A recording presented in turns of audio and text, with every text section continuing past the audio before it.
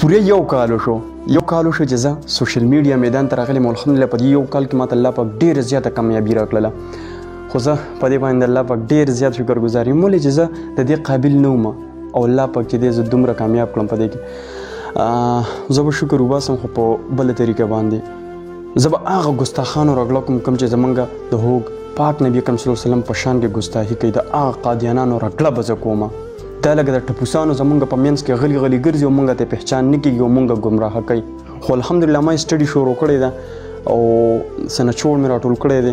زه به تاسو ته نن د هغې پہچان کوم څه نشانات دي د هغې په ذریعې سره چې دی تاسو دي اپېژندلی شئ د ټولو نه اولنۍ نښه چې کومه ده دی به خپل نیم سره خپل نوم سره دی احمد لیکي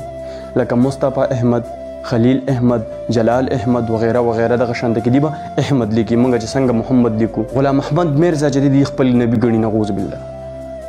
خو زمونږ دا عقیده ده چې د نبي اکرم صلی الله علیه و وسلم نه بعد چې دی بل نبي راتلونکی نشته دی خو د دې دا عقیده ده چې آخري نبي چې کوم دی هغه غلام احمد میرزا دی کوم چې په ګټر کې مردار شوی او دویمه غټه نښه د دې دا ده چې دی به نه تا سره جان پہچاني خو چې ستا خواته راشي تا سره د حضرت عیسی علیه السلام باره کې خبرې کې د دې دا عقیده ده چې حضرت عیسی علیه السلام چې دی هغه صلیب ته ځوړند کړی شوی او هغې نه بعد چې کله زخمي شو د زخمي حالت کې چې دی وتښتېدو د فلسطین نه کشمیر ته او هلته کې په 120 کال عمر کې چې دی وفات شو نعوذ بالله زمونږ عقیده څه ده زمونږ عقیده دا ده چې دی اسمان ته خېژولی و الله پاک څه ده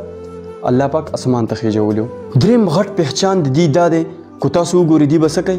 په مولیانو پسې به رد بد وایي په عالمانو پسې به رد بد وایي دی به څه وایي د پاکستان مولیان داسې دي او واغسې دي او واغسې دي خپل منځ کې جګړې کوي په یو بل باندې د کفر فتوې لګوي تشه خبرې کوي په مولیانو پسې تاسو لاړ شئ په فیسبوک باندې وګورئ په یوټیوب باندې وګورئ سوشل میډیا ټوله د قادیانانو چې کومه ډکه ده دی به بل څه خبره نه وي دی به بس په مولیانو پسې لګوي تاسو د دې پیجونو ته لاړ شئ وګورئ دی ټولې خبرې په مولیانو پسې ولې چې همدغه مولیان دي چې دا کلک د دې خلاف ولاړ دي څلورم د دې غټ پہچان دا دی چې دی به څه کوي دی به پګړي نه وایي صرف د دې چې کوم خلیفه وي هغه به پګړي وایي لکه اوس چې د دې کوم خلیفه دی هغه دی مرزا مسرور احمد د خلیفه نه چې کوم ښکته طبقه ده هغه چې دی جنا ټیپ د قائد اعظم چې کومه ټوپۍ وه د هغې په شان ټوپۍ به اچوي او د هغې نه چې بیا ښکته کومه طبقه وي هغه به سیندي ټوپۍ لګوي څه به کوي سیندي ټوپۍ به اچوي او پنځم د دې غټ پہچان دا دی چې دی به د دې چې کوم مقدس ځای دی هغه به سوی منارة المسیح لکه چې څنګه زمونږ مقدس ځای خانه کعبه ده او مسجد نبوي دی دغه شان د دې چې کوم مقدس ځای دی هغه په انډیا کې دی او منارة المسیح هغې ته ویلی کېږي او شپږمه نښه چې ده هغه د دې د ګیرې په حوالې سره ده نو د دې چې کوم مشر وي د دې چې کوم خلیفه وي هغه به صرف یو سپق ګیره پرېږدي څنګه چې زمونږ د عام مسلمانان ګیره پرېږدي صرف خلیفه ته اجازت دی چې هغه به غټه غټه ګیره پرېږدي نور د هغې نه چې کوم ښکته طبقه ده هغې به زیاتره څه وي فرنچ ګیره به پرېږدي څه به کوي فرنچ ګیره به پرېږدي فرنچ سټایل د چا دی دا د قادیانانو دی د دې نه مخکې و ما هم دا سټایلونه کول نو ما به هم فرنچ ګیره پرېښودله خو الحمدلله ما ته چې کله پته لګېدلې ده چې دا د قادیانانو سټایل دی نو ما هغه سټایل پرېښي نو زه ټولو نوجوانانو ته دا خواست کوم دا ریکویسټ ورته کوم چې دا فرنچ سټایلونه چې دا د قادیانانو دي په دې باندې د قادیانانو پہچان کېږي نو تاسو کوشش وکړئ دا فرنچ سټایل مه کوئ زیاتره قادیانان پکې پټۍ پټۍ ګیره هم پرېږدي او جامت هم کوي خو د دې پہچان چې کوم دی هغه څه دی فرنچ دی او د دې خلیفه به صرف چې دی هغه غټه غټه ګیره پرېږدي د هغې نه علاوه نور ښکته طبقه چې کوم ده هغې ته د ګیره پرېښودو اجازت نشته دی بله اوومه غټه نښه چې کوم ده هغه د دې د ښځو د بقرو په حوالې سره ده د دې ښځې څنګه بقرې اچوي د دې ښځې اپیشني ټایپ بقرې اچوي او ښه پټ ډیله بقرې نه زمونږ مسلمانانو چې کوم بقرې وي هغه ډیله وي نو هغې چې کوم جسم دی هغه پکې نه ښکاري او د دې د دومره پټ کړي چې ټول جسم یې پکې ښکاري په دې ملا کې چې دی دلته کې پټۍ لګولي او زیاتره چې دی دوی پکې غټ غټ جیبونه وي او د دې دا مخ چې کوم دی دوی دغه شانته کې مخ یې پکې ټول ښکاري مخ څه دی دا دغه شان تقریبا دومره کړي پوز او ټول مخ یې پکې ښکاري نو دا د دې د ښځو بقرې په حوالې سره شوه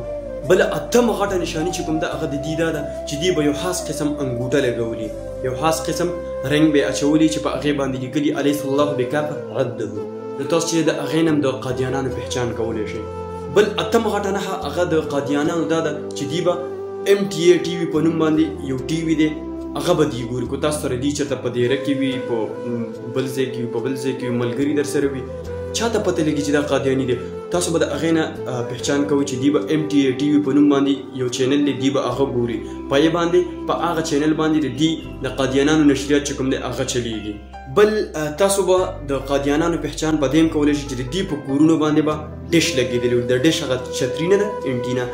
هغه به لګېدلی وي. هغه ځکه چې د دې د کوم MTA TV په نوم باندې چې کوم چینل دی دا په عام کیبل باندې او په عام ټي وي ګانو باندې نه چلیږي. دا به په دغه ډش باندې چلیږي. دا ډش چې دی هغه چینل چې دی راخکي. هسې نه چې تاسو دوکه شئ د چا په کور باندې ډش چترۍ لګېدلي او تاسو وایئ چې دا قادیاني دی. نه داسې نه ده. دا صرف د دې پہچان د دې کوم نشانات دي زه تاسو ته هغه وایم. لسمه نښه چې کوم ده هغه دا ده چې دوی به د جهاد نه سخت نفرت کوي. سخت نفرت به کوي. د جهاد نوم چې ورته اخلي بس جهاد کفر دی دا دی واغه دی. د جهاد نه به ډېر سخت نفرت کوي. یا تاسو د جهاد باره کې څه پوسټ وغیره وکړئ قادیانان به پرې راځي څنګه کمنټ کې تاسو ته به د هغې نه اندازه لګي. بل یو لسمه غټه نښه هغه د قادیانانو دا ده دې ته چې تاسو کله 1973 ووایئ چې په چا باندې موشک چې دا قادیاني دی تاسو ورته 1973 ووایئ د دې دا رنګ چې دی دا به زیړ پیړ شي پونه به دم وخیږي. هغه ولې 1973 کې چې د پاکستان په قانون کې د پاکستان په آئین کې قادیانانو ته کافر ویل شوي دي. دا یې غیر مسلم قرار کړي دي. نو دا غټې نښې د قادیانانو چې تاسو د دې په ذریعې سره د قادیانانو پہچان کولی شئ. ګورئ دا درته یو خبره کوم قادیانان ستاسو په منځ کې ګرځي تاسو ګمراه کوي زمونږ مولیانو پسې خبرې کوي